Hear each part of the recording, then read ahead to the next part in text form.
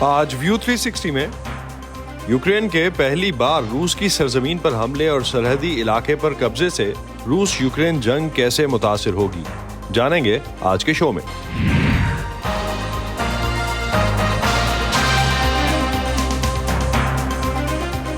Voice of America کے Washington studios میں آپ سب کو خوش آمدید۔ آپ دیکھ رہے ہیں پروگرام ویو 360 اور میں ہوں اسد اللہ خالد۔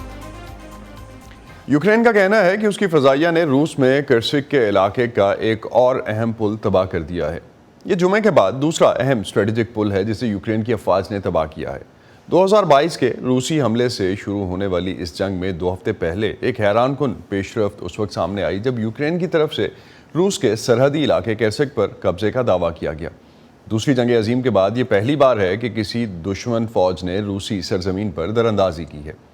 یوکرین کی فوج کے ایک سابق ترجمان نے وائس آف امریکہ سے بات کرتے ہوئے کہا کہ یوکرین کی فوج کی خفیہ معلومات اور امریکہ کے فراہم کیے گئے high mobility artillery rocket system یوکرینی فورسز کی پیش قدمی میں ایک اہم کردار ثابت کرتے نظر آئے، جبکہ یوکرین کے صدر کا کہنا ہے کہ یوکرین جن علاقوں پر قبضہ کر رہا ہے اس سے یہاں ایک بفر زون بنانے کا موقع ملے گا جس سے روس کی فوج کو ان علاقوں سے یوکرین پر مزید حملوں سے روکنا ممکن ہو سکے گا۔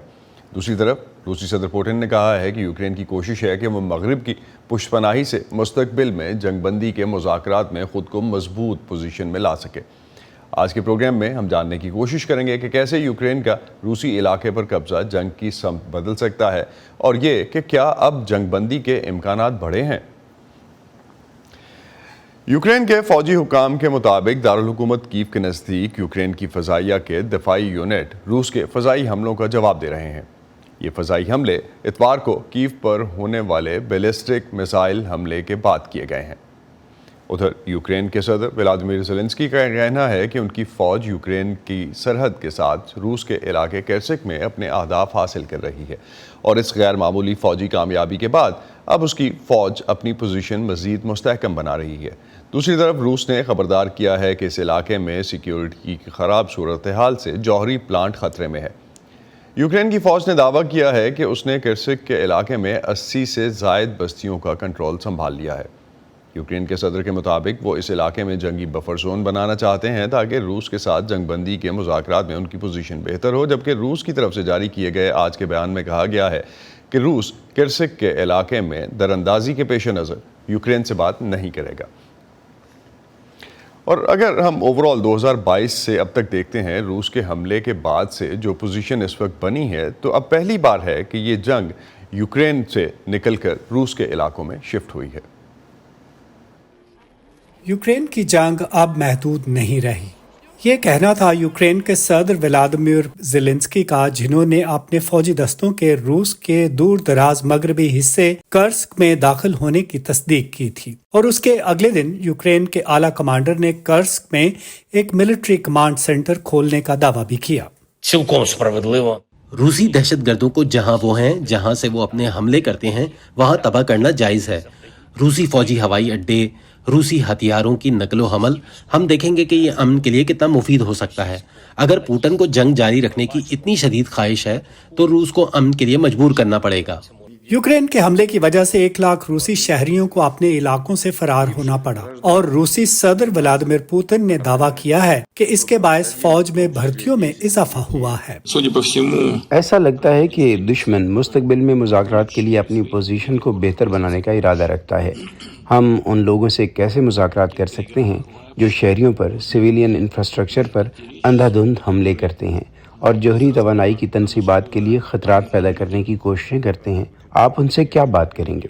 اس ہفتے وائٹ ہاؤس اور امریکی محکمہ خارجہ دونوں نے ہی ماسکو کو ایرانی ہتھیاروں کے استعمال سے متعلق خبردار کیا تھا۔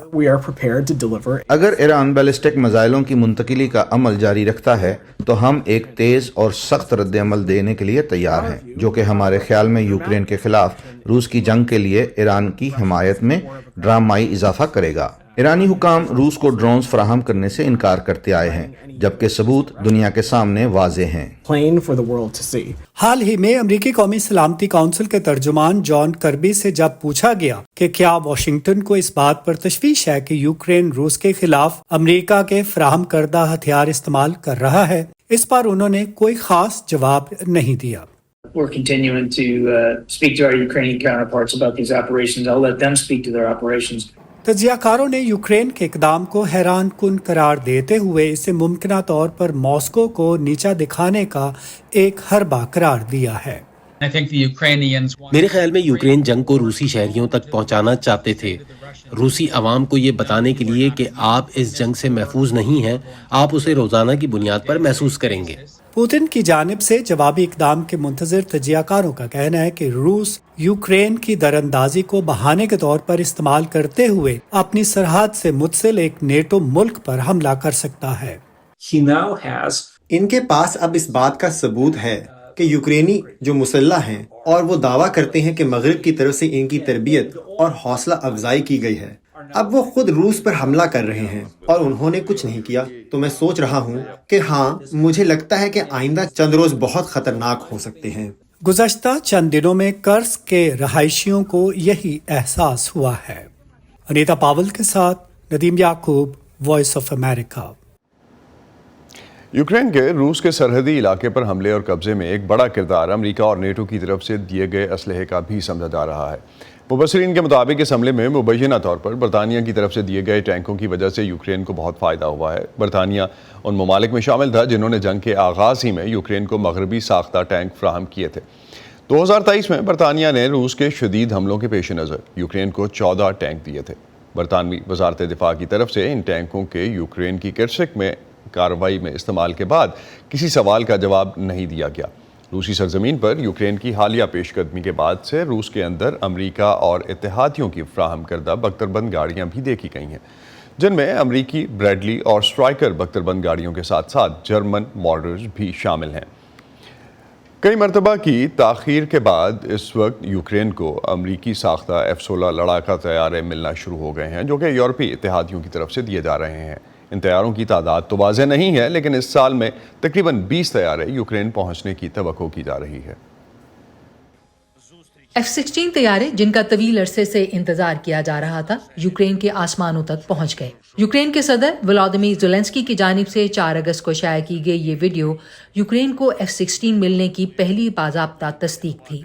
ये यूक्रेन की फ़ज़ाइया के लिए एक बड़ा अपग्रेड है, जो अब तक सिर्फ सोवियत दौर के जंगी तैयारों पर मुश्तमिल थी। ताहम F-16 तैयारे रूसी सिस्टम्स के मुकाबिल नहीं आएंगे और यूरोप में अमरीकी एयर फोर्सेस के कमांडर जनरल जेम्स हैकर का कहना है कि इनसे मैदान जंग की सूरत हाल में फौरी तब्दीली नहीं आएगी। ये कोई जादू की छड़ी नहीं कि एकदम से उन्हें F-16 मिले और अब वो बाहर जाकर फ़िज़ाई सबकत हासिल कर लेंगे। लेकिन अमरीकी एयरफोर्स के रिटायर्ड कर्नल जेफरी फिशर कहते हैं कि F-16 आला महारतों से लैस तैयारे हैं और इनके इस्तेमाल से फर्क पड़ेगा। जब बात 12, 24 और 36 की हो तो ये एक चैलेंज बन जाता है, क्योंकि अब आप वो मिशन सर अंजाम दे सकते हैं जो कि मेरे ख्याल में यूक्रेन वाकई में हासिल करना चाहता है, जो है फ़िज़ाई बर्तरी। अपने इलाके के ऊपर फ़िज़ाओं को कंट्रोल करने के काबिल होना और फिर रूसी अफवाज के ऊपर फ़िज़ाई ताकत की बर्तरी का इजहार। मगरबी इत्तेहादियों ने यूक्रेन को 65 F-16 तैयारे देने का वादा कर रखा है, लेकिन एक और चैलेंज तरबियत याफ्ता यूक्रेनियन पायलट्स की कमी का है। साबिक F-16 पायलट डैन हैम्पटन कहते हैं कि एक मुमकिन हल ये हो सकता है कि साबिक मगरबी F-16 पायलट्स को यूक्रेन के लिए तैयारे उड़ाने की दावत दी जाए। That's where people like me come in. और यही मेरे जैसे लोगों का किरदार आता है। अगर रुकावटें दूर कर दी जाएं, तो इससे हमारे रज़ाकाराना तौर पर यूक्रेन को मदद देने का मौका मिलेगा। फिर हम इस मसले को हल कर सकते हैं। फिलवक्त यूक्रेनी हुकाम का कहना है कि F-16 तैयारे रूसी मिसाइल और ड्रोन हमलों के खिलाफ यूक्रेन की हिफाजत में मदद देंगे। मारिया प्रुस की रिपोर्ट के साथ Ayesha Khalid, voice of America.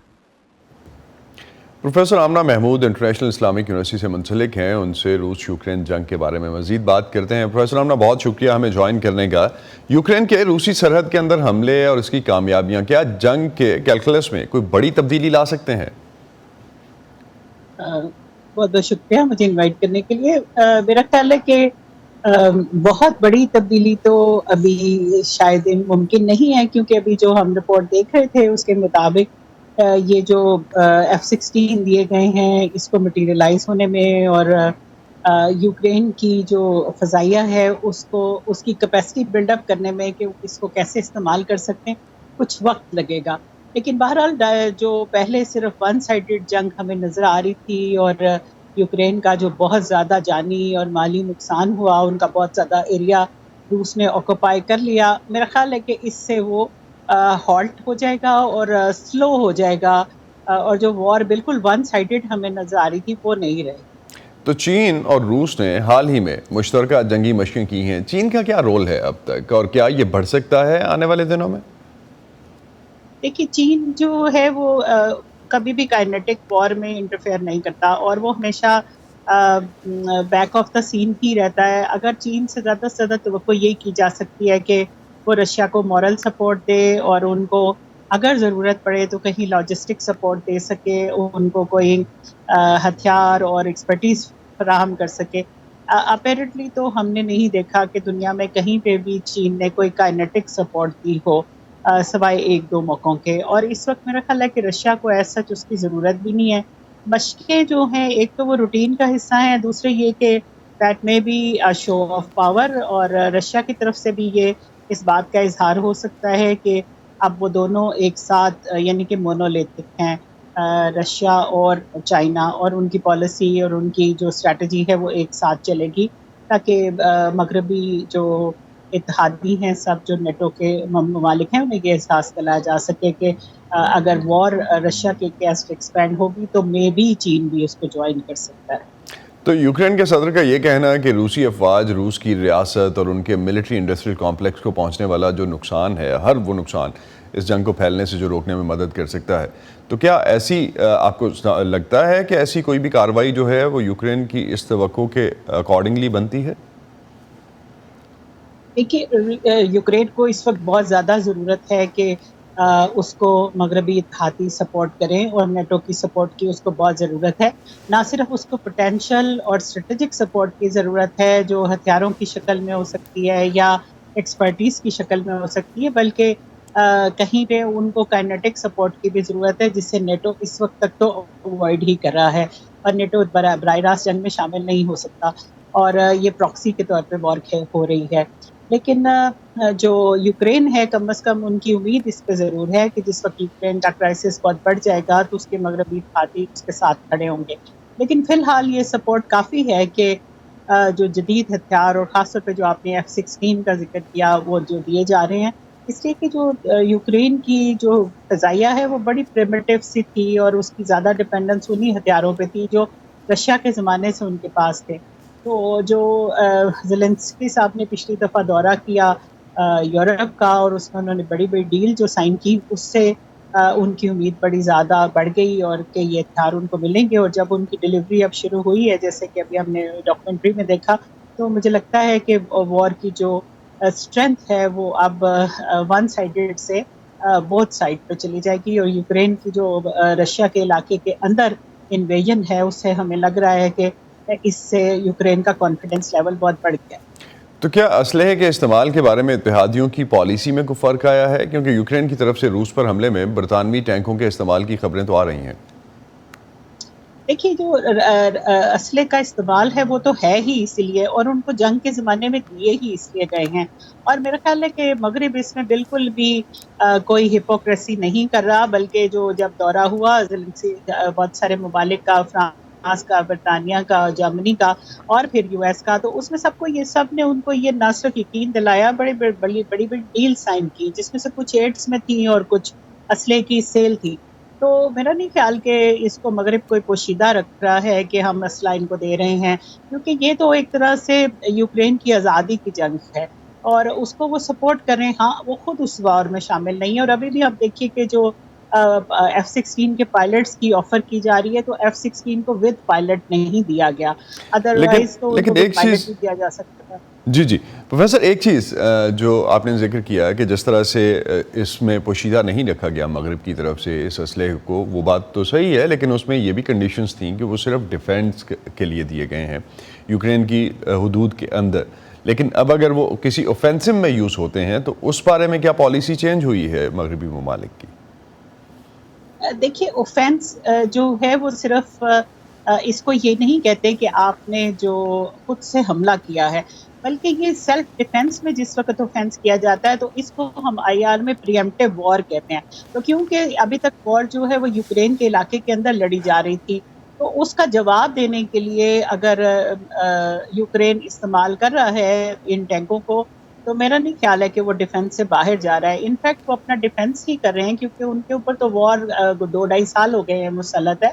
तो अब उसके बाद अगर वो अपनी सरहद से बाहर निकल के अपना दिफा करते हैं, तो मेरा नहीं ख्याल कि ये पॉलिसी चेंज में शामिल सो आपके ख्याल में ये प्रीएम्प्टिव वॉर जो है ये डिफेंस में ही जाएगी। बहुत बहुत शुक्रिया प्रोफेसर आमना, आप हमारे साथ थी और रूस यूक्रेन जंग के हवाले से जो डेवलपमेंट्स हैं उस पर हमें अपना तज्जिया दे रही थी। बहुत शुक्रिया आपका। Institute for the study of war के तज्जियाकार जॉर्ज ब्रूस ने वॉइस ऑफ अमेरिका से बात करते हुए कहा कि यूक्रेनी एक तवील अरसे से रूसी हवाई अड्डों को निशाना बनाते आए हैं। अब जबकि किरसिक मुहिम जारी है, इस फौजी मुहिम को नुकसानदेह रूसी हवाई अड्डों की वजह से फ़ायदा होगा, क्योंकि हवाई अड्डों को नुकसान से उनकी एक वक्त में तैयारों के इकट्ठे परवाज करने की शरह मुतासिर होती है। जॉर्ज का कहना है कि फ़िलहाल ये वाज़ेह नहीं है कि यूक्रेन का रूसी सरजमीन के अंदर दाखिल होने का मकसद है क्या। I'll say this is very clearly not a raid. मैं ये कहूँगा कि ये वाज़े तौर पर एक छापा नहीं है। छापे का मकसद कार्रवाई करके वापस आना होता है। यूक्रेनी ऐसा नहीं कर रहे। हमने देखा कि यूक्रेन आर्टिलरी जैसे M777 हवित्जर कर्स्क के अंदर लाए हैं। हमने यूक्रेनी दस्तों को कर्स्क के काफ़ी अंदर तक घुसते देखा है। हम इस तरह की रिपोर्ट्स भी देख रहे हैं कि यूक्रेनी मोर्चे खोद रहे हैं और किलाबंदी कर रहे हैं। इस तरह की सरगर्मियाँ जाहिर करती है कि ये सिर्फ एक छापा मार कार्रवाई नहीं। These sort of activities are not consistent with a raid. I was astonished that it took Putin multiple days to actually formulate a response. मैं बहुत हैरान हूं कि पुतिन को किसी जवाबी कार्रवाई की तैयारी में कई दिन लगे। मैं और भी ज़्यादा हैरान हूं कि उसने जंग का ऐलान नहीं किया और मार्शल लॉ नाफिज नहीं किया। जो कुछ उन्होंने किया, मुझे इसकी तवक्को नहीं थी कि उन्होंने FBS की क़यादत में इंसदाद दहशतगर्दी का ऑपरेशन का मंसूबा बनाया। मैं समझने से कासिर हूं कि FBS, जो अंदरूनी सिक्योरिटी का इदारा है, कैसे फ़ौज के मुख्तलिफ शोबों को यकजा करेगी। मुझे समझ नहीं आ रही कि रूसी कैसे यूक्रेन की तरफ से इतने बड़े ऑपरेशन से निमट सकेंगे। For dealing with this major Ukrainian operation. रूस यूक्रेन जंग के महाज पर इस बड़ी पेशरफ्त के बारे में मज़ीद बात करते हैं प्रोफेसर हुसैन शहीद सोहरवर्दी से, जो कि यूनिवर्सिटी ऑफ पेशावर के इंटरनेशनल रिलेशंस के हेड ऑफ डिपार्टमेंट हैं। प्रोफेसर, बहुत शुक्रिया हमें ज्वाइन करने का। अमरीकी तज्जियाकार जैसा कह रहे हैं कि शायद रूस के लिए यूक्रेन का ये हमला हैरान कुन और अचानक था। क्या जाहिर करता है ये हमला आपकी नज़र में? देखिए, इससे पहले जो बातचीत हो रही थी ना, जो जॉर्ज ब्रूस जो बता रहे हैं, ये बहुत हैरानकुन बात है। असल में ये कोई हैरानकुन हमला मेरे ख्याल में उस लिहाज से नहीं है। उसकी वजह ये है कि यूक्रेनी फ़ौजें जो हैं वो अपने इलाके में लड़ती रही हैं, और अब ये एक वक्त का तकाजा था कि वो अब रूस के इलाके में जाकर जंग लड़ते। एक बात। दूसरी बात ये कि अब उनके पास मगरबी जो वेपन है वो भरपूर आ गया, और ख़ास तौर से ब्रिटिश टैंक जो हैं वो उनके पास मौजूद थे। तो वो चाहती हैं कि अपनी बार्गेनिंग पोजीशन को जो है वो मजबूत कर लें। उसके लिए इस तरीके का हमला करना वक्त का तकाजा था, क्योंकि देखें इस वक्त जो है यूक्रेनी कोशिश कर रहे हैं कि ज़्यादा से ज़्यादा अमन की बातचीत हो, लेकिन वो अमन की बातचीत इतना ज़्यादा हो रही है कि यूक्रेनी जो भी बात कर रहे हैं उसको उनकी कमज़ोरी लिया जा रहा है। तो उस कमज़ोरी को ओवरकम करने के लिए उन्हें चाहिए था कि इस वक्त कोई ऐसा ज़बरदस्त किस्म का हमला करते जिससे कि रूस जो है उसको एक ज़बरदस्त नुकसान पहुँचता, और वो नुकसान पहुँचा चुके हैं। तो वक्ती तौर पर जो भी ये जो हमला हुआ है उससे जो फ़ायदे निकल रहे हैं वो यूक्रेन के हक़ में जा रहे हैं। उनकी बार्गेनिंग पोजीशन भी बढ़ रही है। रूसी जो है अब उनको सीरियस भी लेने लग जाएंगे। और तीसरी बड़ी अहम बात यह है कि वो मगरबी असला जो आया है उसका इस्तेमाल बड़ा बेहतरीन तरीके से हो रहा है। आपको मालूम है कि जंग जब भी होती है ना, एक चीज़ तो वाज़ेह है, जंग में दोनों साइड का असला टेस्ट हो रहा होता है। जिसका बेहतरीन और पायदार असला होगा वो जंग जीत जाएगा। और ये चीज़ जो काफ़ी अरसे से यूक्रेन मांग रहा था मगरब से असला, वो मिल नहीं रहा था। अब चूंकि पहुंच गया है तो वो भरपूर अपने जो है नाखून और दांत दिखाएंगे, और वो उस तरीके से दुश्मन के दांत इकट्ठे करेंगे। तो रूस का ये कहना, आज ही स्टेटमेंट आया जो कि जिसमें क्लियरली कहा गया कि वो सिर्फ इस वजह से जो स्पेस लेना चाह रहा है, इस हमले की वजह से जो यूक्रेन स्पेस लेना चाह रहा है और बात करना चाह रहा है, सिर्फ इसकी बुनियाद पे बात नहीं करेंगे यूक्रेन के साथ। कितनी जान है स्टेटमेंट में? देखिए, ये तो इस तरह के रिटॉरिक्स तो बहुत आते रहेंगे ना। سوال یہ پیدا ہوتا ہے کہ جنگ جاری ہو چکی ہے، جنگ شروع ہو چکی ہے، جس کو جتنا زیادہ نقصان ہوگا وہ اتنا زیادہ یا تو امفیٹیکلی جواب دے گا حملے کا، یا پھر یہ ہے کہ وہ مذاکرات کی ٹیبل پر آئے گا. ہمیں یہاں پر کچھ بھی نظر نہیں آ رہا ہے. روس پچھلے 2.5 سال سے زبردست قسم کی باتیں کر رہا ہے، بتا بھی رہا ہے کہ وہ حملے کر رہا ہے، لیکن وہ ابھی تک اس لیول پر نہیں ہے جس لیول پر بات چیت مذاکرات کے ذریعے حل ہو سکتی ہو. تو جس کا مطلب یہ ہے کہ لگ یہ رہا ہے کہ روس بھی چاہتے کہ جنگ طویل ہو. جہاں تک یوکرینینز کی بات ہے، ان کے اوپر تو حملہ ہوا ہے، وہ تو اگر اپنا دفاع کر رہے ہیں تو بھی ٹھیک ہے، اور اپنے دفاع کے لیے اگر وہ کسی اٹیک میں جا رہے ہیں تو بھی ٹھیک ہے. ان کے لیے تو دونوں طرح سے جو ہے ساری دنیا جو ہے ان کو ایک مورل وکٹر کے طور پر ہی لے گی. روس کا کیا جواب، کیا رسپانس ہے، یہ بڑا اہمیت رکھتا ہے. اور ابھی تک وہ 1 قدم آگے اور 2 قدم پیچھے کی جو ان کی جو اسٹریٹجی ہے وہ اختیار کیے ہوئے ہیں. تو یہی شاید وجہ ہے کہ ابھی تک روس جو ہے وہ اس علاقے میں کوئی خاطر خواہ جوابی کارروائی بھی نہیں کر سکا. اس حملے کے بعد روس کے اندر عوامی سطح پر کس طرح کے رد عمل کی توقع ہے آپ کو؟ دیکھیں، ابھی تک جو میں کچھ لوگوں سے بات چیت کر چکا روس میں، تو وہاں پر عوامی رد عمل تو بہت سخت ہے. لوگ جو ہیں وہ اضطراب کا شکار ہیں، اور وہ یہ کہہ رہے ہیں کہ ایسا کیسے ہو سکتا ہے کہ یوکرین جیسا ملازمہ، اس کا مطلب یہ ہے کہ روسی یوکرین کو بڑا کمزور سمجھتے رہے ہیں، وہ اتنا اندر تک آ کر جو ہے اس نے حملہ کیا ہے. تو عوام کے تو تاثرات یہ ہیں. جہاں تک دوسری بات آپ ادھر سے دیکھ لیجئے کہ ان کے لیڈر کی یعنی ولادیمیر پوتن کی بات کرتے ہیں، تو وہ ایک انتہائی سخت مزاج کا انسان ہے. میں یہ جو جتنا لیٹ ہو رہا ہے ان کا جواب، میں اس سے اتنا ہی زیادہ ڈر رہا ہوں. مجھے لگتا ہے کہ لیٹ ہوگا لیکن بہت ہی سخت قسم کا ان کا جواب آئے گا. اور اس کی وجہ یہ نہیں ہے کہ ان کے پاس اسلحہ کیسا ہے، اس کی وجہ ولادیمیر پوتن کا جو ایز اے پرسن، جو جس طریقے سے وہ یوکرینین کو کمزور دیکھتا ہے، ایز اے پرسن وہ جس طریقے سے سخت مزاج آدمی ہے، وہ اس کا بھرپور بدلہ لینے کی کوشش کرے گا. مجھے لگ رہا ہے کہ آنے والے وقت میں یہ جنگ بہت زیادہ سخت شکل اختیار کرنے لگ جائے گی. تو اس میں بظاہر آپ کو لگتا ہے کہ روسی صدر پوتن جو ہیں ان کے امیج کو گلوبلی اور لوکلی نقصان پہنچا ہے؟ اس حملے سے ان کے امیج کو اس لیے نقصان پہنچا ہے کہ ایسا کیسے ہو گیا کہ یوکرین نے اتنا بڑا حملہ کر دیا روس کے اوپر، اس کے علاقے میں داخل ہو گیا. روسی فوج نے اس وقت تک گارڈ کیوں نہیں کیا تھا، اور کیوں نہ وہ اس کو کاؤنٹر اٹیک جو ہے وہ ابھی تک کر دیتے.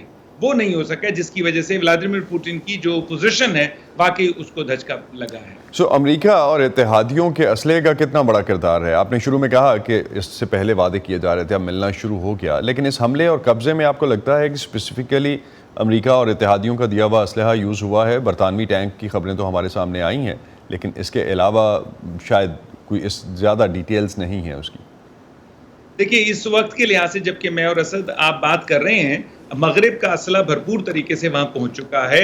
F-16 کی جہاں تک بات ہے، اس کی ایک لمیٹڈ اماؤنٹ جو ہے وہ اس وقت پہنچنے والی ہے. یہ جو حملہ ہوا ہے، اس کی کامیابی سے جو یوکرینی فوج ہے اور اس کی جو عوام ہے، ان کے حوصلے بہت بلند ہو گئے ہیں. تو میرا یہ خیال ہے کہ یہ جو کامیابی ہے، در حقیقت یہ کامیابی وہ مغربی اسلحے کی ہے جو کہ ان کو اب ملنا شروع ہو گیا ہے. تو میں یہ جیسے میں نے بتایا نا کہ ہر جنگ میں اصل بات ہے دونوں کا جو ہے اسلحہ، جس کا زیادہ مضبوط اور پائیدار اسلحہ ہوگا وہ جیت جائے گا. اس وقت ابھی تک جو جنگ ہو رہی تھی یوکرین روس میں، وہ ایک ہی طرح کا اسلحہ تھا دونوں طرف سے، لیکن روسیوں کی تعداد زیادہ تھی اور زیادہ بڑے لحاظ سے وہ حملہ کر رہے تھے تو وہ جیت جاتے تھے. اب جو اسلحہ آ رہا ہے مغرب کی طرف سے، وہ بہت کمال کا ہے اور وہ ڈنٹ ڈال دے گا. میں یہ سمجھ رہا ہوں کہ اس سے پہلے کہ وہ مغربی اسلحہ بھرپور طریقے سے استعمال ہو، کوئی نہ کوئی امن کی بات چیت شروع کر دی جائے، ادروائز یہ معاملات بہت خطرناک ہو جائیں گے. ایک بات. دوسری بات، امن کا جو پرچم ہے وہ بہت سرنگوں رہے ہو جائے گا. اور تیسری بڑی اہم بات یہ کہ اس سے روس کو بہت نقصان ہونے والا ہے. F-16 ایک ٹرننگ پوائنٹ ہے. جب آپ کو یاد ہے نا افغان وار ہوئی تھی تو اس میں اسٹرنگر میزائل دے دیے گئے تھے مجاہدین کو، اور اس سے افغانستان جس نے پورا پانسا پلٹ دیا تھا. پروفیسر، اس پہ ہم کسی اور نشست میں تسلی سے پھر سے بات کریں گے. بہت شکریہ آپ کا ہمیں جوائن کرنے کا. ناظرین، اسی پہ ختم کرتے ہیں آج کا view 360. Stay safe. Asadullah Khalid کو اجازت دیجیے. خدا حافظ.